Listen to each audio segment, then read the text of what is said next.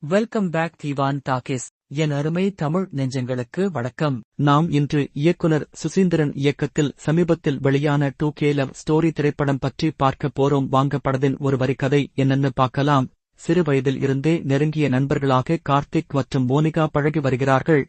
பள்ளி பருவத்தில் துவங்கி கல்லூரி, அதற்குப் பின் தொழில் என அனைத்திலும் ஒன்றாக பயணிக்கும் இவர்களை பார்க்கும் அனைவரும் இவர்கள் காதலர்கள் என முடிவு செய்துவிடுகிறார்கள்.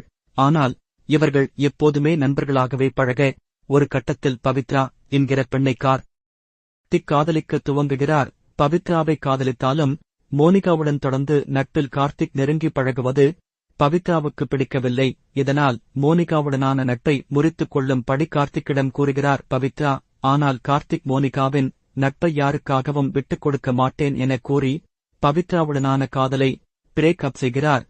இதை அறிந்த மோனிகா கார்த்திக் மற்றும் பவித்ரா இருவரையும் மீண்டும் சேர்த்து வைக்க இந்த சமயத்தில் விபத்தில் சிக்கி மரணமடைகிறார் பவித்ரா. தனது காதலியின் மரணத்தை தாங்காமல் வாடும் கார்த்திக்கை துயரத்தில் இருந்து மீட்டெடுக்கிறார் மோனிகா. இதன்பின் கார்த்திக் மற்றும் மோனிகா இருவருக்கும் திருமண ஏற்பாடு நடக்கிறது.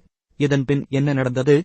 இருவரும் திருமணம் செய்து கொண்டார்களா அல்லது இறுதிவரை நண்பர்களாகவே இருந்தார்களா என்பது படத்தின் மீதி கதை. மேலும் இது போன்ற திரைப்படம் குறித்து தெரிந்து கொள்ள நம்ம சேனலை சப்ஸ்கிரைப் மற்றும் லைக் செய்யவும்.